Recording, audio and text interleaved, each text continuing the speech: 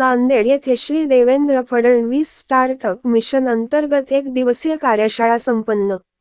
Shri Devendra Fadnavis startup mission अंतर्गत एक दिवसीय कार्यशाळेचे आयोजन नांदेड शहरातील श्री गुरु गोविंद सिंगजी महाविद्यालयात करण्यात आले होते। या कार्यशाळेचे उद्घाटन राज्यमंत्री मेघना बोर्डीकर यांच्या हस्ते करण्यात आले। यावेळी खासदार अशोक चव्हाण, खासदार डॉक्टर अजित बोपचडे यांच्यासह इतर मान्यवरांची उपस्थिती होती।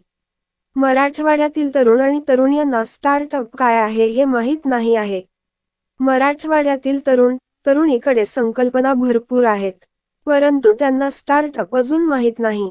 स्टार्टअपच्या माध्यमातून तरुणांना उद्योग उभारता यावा, त्यांच्या संकल्पनेला वाव मिळावा यासाठी ही स्टार्टअप कार्यशाळा आयोजित करण्यात आली असल्याची माहिती राज्यमंत्री मेघना बोर्डीकर यांनी दिली आहे। मिशनचा जे उपक्रम आहे आपल्या हस्ते उद्घाटन झाले, काय सांगाल?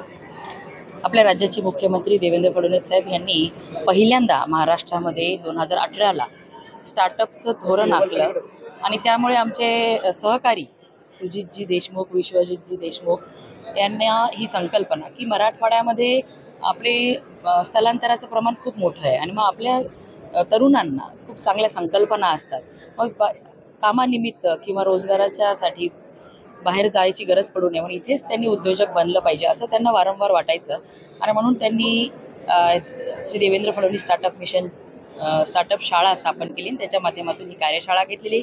एकच उद्देश आहे देशमुख बंधूंचा की मराठवाड्यामध्ये जास्तीत जास्त तरुणींना स्वतःचा उद्योग उभारणीसाठी मदत करणं, त्यांना व्यवस्थित गाईड करणं आणि केंद्र सरकार मोदीजींच्या सरकारमध्ये आणि राज्यामध्ये देवेंद्र फडणवीस साहेबांच्या सरकारमध्ये स्टार्टअपसाठी जे नवनवीन आयडियाज घेऊन, संकल्पना घेऊन मुलं मुली पुढे येत आहेत, त्यांना चांगली मदत केंद्र आणि राज्य सरकार करते, ती मदत त्यांच्यापर्यंत पोहोचवणं।